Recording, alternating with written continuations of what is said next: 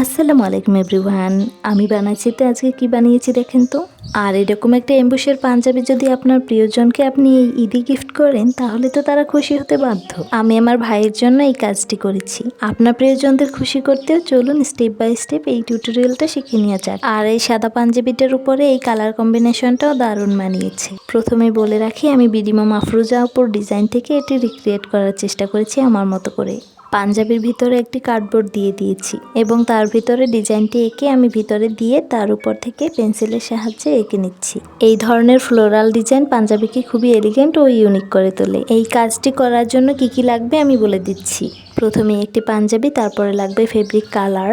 এখানে আপনারা অ্যাক্রামিন অথবা অ্যাক্রিলিক কালার ব্যবহার করতে পারেন। এমবুশ তো অবশ্যই লাগবে, সাথে কয়েকটা তুলি লাগবে, একটি ছোট প্যালেট অথবা ছোট ছোট বাটি লাগবে, আর লাগবে তুলি মশার জন্য টিস্যু অথবা তোয়ালে। নতুনদের জন্য পুরোটা বলে দিলাম, এবার চলুন কাজ করা যাক। এখানে কালার কম্বিনেশন মিলিয়ে আপনাদের পছন্দ মতো আপনারা কালার করে নিতে পারেন। আমি একই কালারের 3টি শেড ব্যবহার করব। আপনারা চাইলে একই কালার দিয়ে করতে পারেন অথবা বিভিন্ন শেড তৈরি করে করতে পারেন। আমি শেড বানানো দেখিয়ে দিব পরবর্তীতে।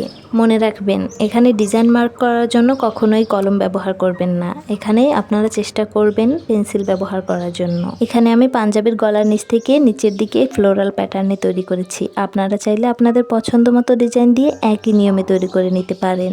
আমার মনে হয় এভাবে দুই পাশে ফুল দিলে দেখতে অনেকটা আকর্ষণীয় লাগে। এখন আমি এমবুশ তৈরি করে নিচ্ছি। আমি যেহেতু 3টে শেড ব্যবহার করব তাই আমি এমবুশকে 3 ভাগে ভাগ করে নিয়েছি।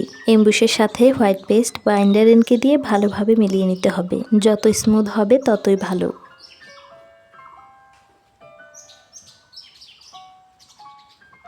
এখন আমি আমার পছন্দ মতো লাল রংটি নিয়ে নিচ্ছি। এখান থেকে আমি 3টি শেড তৈরি করব।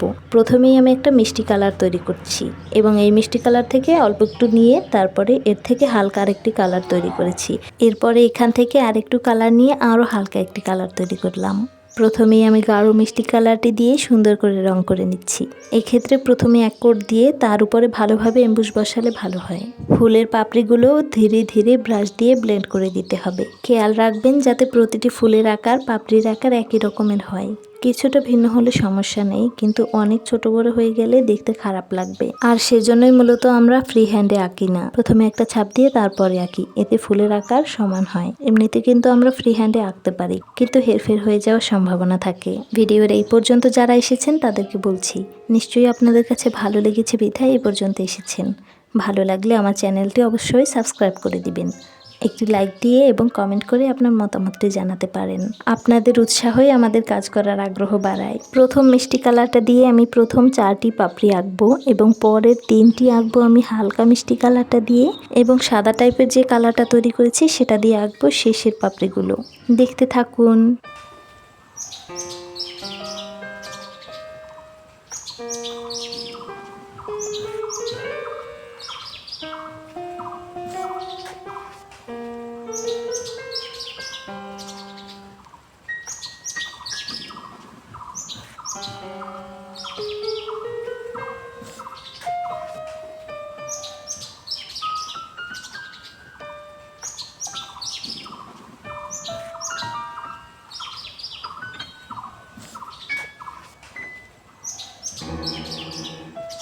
আপনার কি মনে হয় আমার ভাই কি এই পাঞ্জাবিটি পছন্দ করবে?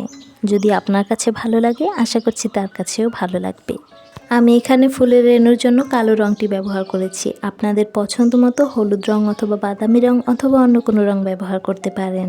এবার আমি সবুজ রং দিয়ে ডাল এবং পাতা এঁকে নেব। আমি ছোট ছোট পাতা এবং ডাল দিচ্ছি, আপনাদের ভালো লাগলে আপনারা বড় করেও পাতা দিতে পারেন। আর এখানে আপনারা গাঢ় সবুজের সাথে হালকা সবুজ শেড করে দিতে পারেন। আমার মনে হয় পাতাটি ছোট দিলে ন্যাচারাল লাগে। আমি যেটা দিয়েছি সেইমে দিতে হবে এরকম কোনো কথা নেই। আপনার মন থেকে যেটা আসে সেটাই দিবেন। নিজের পছন্দটা সবার আগে। আর যেহেতু আপনাদের প্রিয়জনের জন্য করছেন তাহলে আপনার নিজের পছন্দ মতোই দিন। আর এইভাবেই আমি উভয় সাইডে ধীরে ধীরে ফ্লোরাল ডিজাইনটি কমপ্লিট করেছি। দেখতে থাকুন।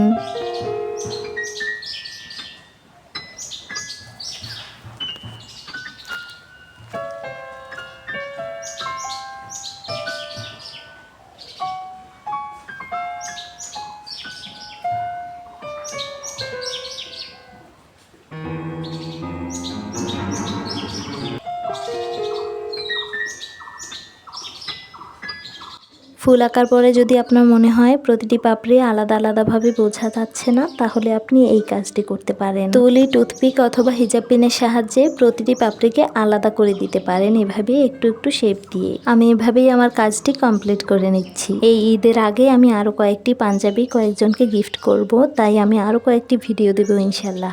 সেগুলোর মধ্যে হাতের কাজ এবং পেন্টিং অথবা ব্লগও থাকতে পারে।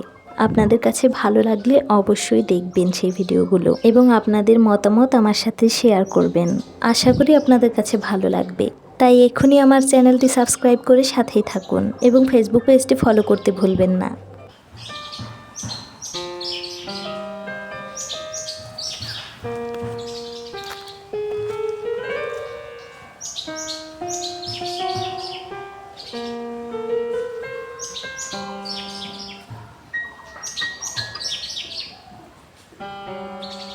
আমার পেন্টিং কমপ্লিট হওয়ার পরে আমি 24 ঘন্টা শুকিয়ে নিয়েছি, আর 2 ঘন্টা মতো হালকা রোদেও শুকিয়ে নিয়েছি। নতুন কাপড় কড়া রোদে না দেওয়াই ভালো। এরপরে অল্প হিট দিয়ে উল্টা পিঠে ইস্ত্রি করে নিয়েছি। আমার সেই ভিডিওটি রেকর্ড করেছিলাম, কিন্তু আমার ভিডিওটি স্কিপ হয়ে গিয়েছে। এবার দেখুন এমবুশের জাদু। মাশাআল্লাহ, অনেক সুন্দর করে ফুলগুলো ফুটেছে। এমবুশের ক্ষেত্রে ইস্ত্রি করাটা একটু টাফ। আপনারা অবশ্যই খেয়াল করে আস্তে আস্তে অল্প হিটে ইস্ত্রি করবেন। তারপরেও যদি কোনো ভয় থেকে থাকে অথবা সমস্যা হয়, তাহলে এই কাপড়ের উপরে আর একটা পাতলা কোনো কাপড় দিয়ে তারপর ইস্ত্রি করে নেবেন, আর তারপরে এরকম ফাইনাল রেজাল্ট পাবেন। ফুলগুলো এরকম ফুটে উঠবে। এখন আমি পাঞ্জাবের গলার বর্ডার লাইনে সুন্দর একটা ডিজাইন করে দিচ্ছি। এই ডিজাইনটা খুবই সহজ একটা বর্ডার লাইন ডিজাইন। দেখতে সহজ, করতেও সহজ, কিন্তু অনেক ধৈর্য এবং সময়ের প্রয়োজন। আসলে সুন্দর জিনিস তৈরি করতে একটু সময় তো লাগবেই। আমরা ইউটিউবে যতই দেখি না কেন, অনেক সহজে তৈরি করা যায়। যখন করতে যাই তখন বোঝা যায় কতটা সময় এবং পরিশ্রমের দরকার হয়। কিন্তু প্রিয় মানুষকে খুশি করতে একটু পরিশ্রম তো করাই যায়, তাই না? আর নিজের হাতে তৈরি করা একটা জিনিস একজনকে দিলে নিজের কাছেও ভালো লাগে, আর যে পায় তার কাছেও ভালো লাগে। দেখুন, আমি বর্ডার লাইন ডিজাইনটা একটু ফ্রেমে করার চেষ্টা করেছিলাম। ফ্রেমে করলে ভালোই হয়। আমার যেহেতু কোনো তাড়া ছিল না, একটু একটু করেছি, তাই আমার 3 দিন সময় লেগেছে।